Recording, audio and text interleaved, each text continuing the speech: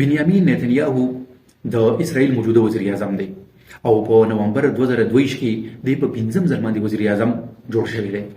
د 14 کاله په اسرائیل باندې حکومت کړی دی او په دغه اعتبار سره دی په اسرائیل باندې د ټولو نه زیات وخت لپاره حکمران پاتې شوی دی. بنیامین نتنیاهو چې یو سخت موقف والا کمپرسته يهودي سیاستوال دی، د مبارک ویلي چې د اسرائیل بادشاه دی او بل طرف ته ورته جوړ توړ ماهر هم وي. نو په يهوديانو کې او د اسرائیل دنه د دومره مقبول وزیر اعظم دی د په ډیرو حوالو سره یو منفرد او ځانګړی حیثیت لري، ځکه چې دی خو یو طرف ته په 15 ځل باندې وزیر اعظم هم جوړ شوی دی، خو بل طرف ته د په اوسنی دور کې د اسرائیل د تاریخ د ټولو نه غټه مظاهره هم د خلاف شوې ده او عدالتي اصلاحاتو په تنازعه باندې په د باندې په عدالت کې یو کیس هم شروع دی. بنیامین نتنیاهو د ژوند د سیاست او د کامیابو د ناکامو په اړه په دې ویډیو کې ذکر کوو. نو اوله خبره چې په 1950 کې پیدا شوی دغه هلک په ځوانۍ کې 15 کاله په فوج کې تیر کړی دي او چې کله 1988 کې د اسرائیل په یو ایرپورټ باندې حمله وشوه، نو د هغې د مخنیوي لپاره چې د فوج کومې دستې جګړه کړې وه، نو دی د هغې حصه و او د 1903 یا مشهوره جګړه چې دا د عربو او اسرائیل په منځ کې چې شوې وه چې یو میکپور جنګ ورته هم وایي، په هغې کې هم د یو فوجي په حیث باندې جګړه کړې ده. د هغې نه پس امریکې ته لاړو د اعلی تعلیم لپاره او د امریکې بلکې د ټولې دنیا مشهوره او معروفه یونیورسټي MIT کې د ماستر ډیګري ترلاسه کړه. د هغې نه پسې د ځان لپاره د سفارت میدان خوښ کړو، سفارتکار جوړ شو او په اقوام متحده کې د اسرائیل مستقل مندوب پاتې شو. 1988 کې خپل ملک ته واپس راغی او د سیاست میدان ته یې راودانګل. دغه 1988 کې په لومړي ځل باندې په ټاکنو کې حصه واخیسته، کامیابه شو او د پارلمان غړی جوړ شو. د دغې نه د سیاست ابتدا کېږي چې کله په 1993 کې د اسرائیل او د فلسطین مذاکرات وشو او د امریکې په قیادت کې په هغې کې اوسلو معاهده وشوه. نو د دغې معاهدې مطابق اسرائیل دا ومنل چې په غزه او په ویسټ بینک باندې به د فلسطین عملداري او حکومت اوس چلیږي. نو بنیامین نتنیاهو په هغه سخته یهودیانو کې و چې هغوی د دې سخت مخالفت وکړو. نو د دغې نه څو کاله پس په 1996 کې چې کله الیکشن وشو، نو د وزیر اعظم جوړ شو. دا په لومړي ځل باندې د وزیر اعظم جوړ شوی، بیا په 2009 کې په دویم ځل باندې وزیر اعظم جوړ شوی. نو د هغې نه پس یې لګاتار څو پیرې ته الیکشن یې وګټلې او په نومبر 2022 کې چې څنګه مونږ ووایو دا د 15 ځل باندې وزیر اعظم جوړ شو.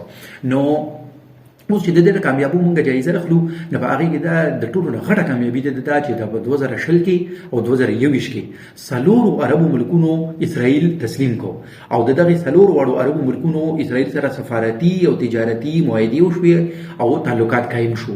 نو دا د دې لپاره یوه غټه کامیابي ده. او اوس چې دې پیرې د اقوام متحده په جنرال اسمبلی کې دی بنیامین نتنیاهو تقریر کوي د پکې دا ویلي چې سعودي عرب به ډېر زر اسرائیل تسلیم کړي او زموږ به سعودي عرب سره تعلقات هم قایم شي. بل طرف ته د امریکې صدر جو بایډن هم دا ویلي چې د اسرائیل او د سعودي عرب په منځ کې ډېر زره معاهده کېدونکې ده. نو د حماس د اوسنۍ جګړې هغه معاهده په سین له وکړه، هغه خو لړه راله، خو دا چې کوم نورو پاتې عربو ملکونو سره لکه چې د مخکې مونږ کوم وي هغوی سره تعلقات قایم دي، نه په خپل ځای باندې د ده په کریډټ باندې کامیابي ده.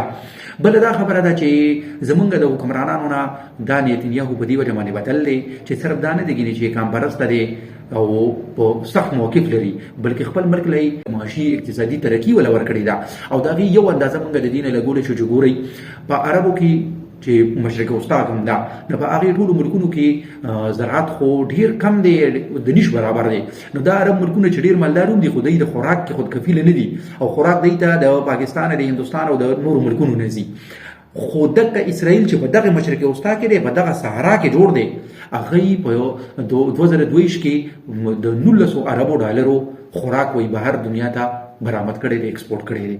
نو د دې نه موږ ته د دې د هغې ترقۍ پته لګي که نه. د 2009 نه پس چې څو پیرې ته د حماس او د اسرائیل جګړې راغلي دي، نو اکثره وخت کې وزیر اعظم عمده نتنیاهو او د هرې پیرې ته د حماس خلاف او د فضایي حملو هغه اجازت ورکړی دی، حکم یې ورکړی دی، فضایي حملې بیا شوي هم دي.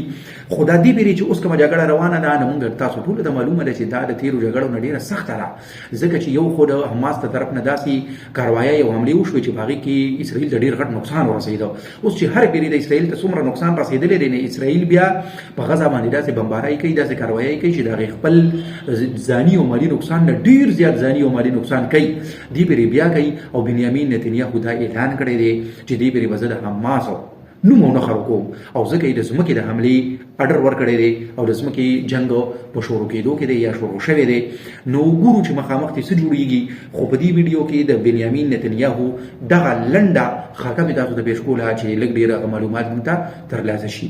نو ګورئ موږ ته پکې دا خبره مخې ته راځي چې که موږ ورته په بده سترګه ګورو ځکه چې د اسرائیل وزیر اعظم دی یا یهودي دی خو د خپل ملک دپاره دی ښي. نو هوښیاره خلک هغه دي لکه اوس مودي دی نو موږ وایو چې هغه په هندوستان کې مسلمانانو سره زیاتې کوي.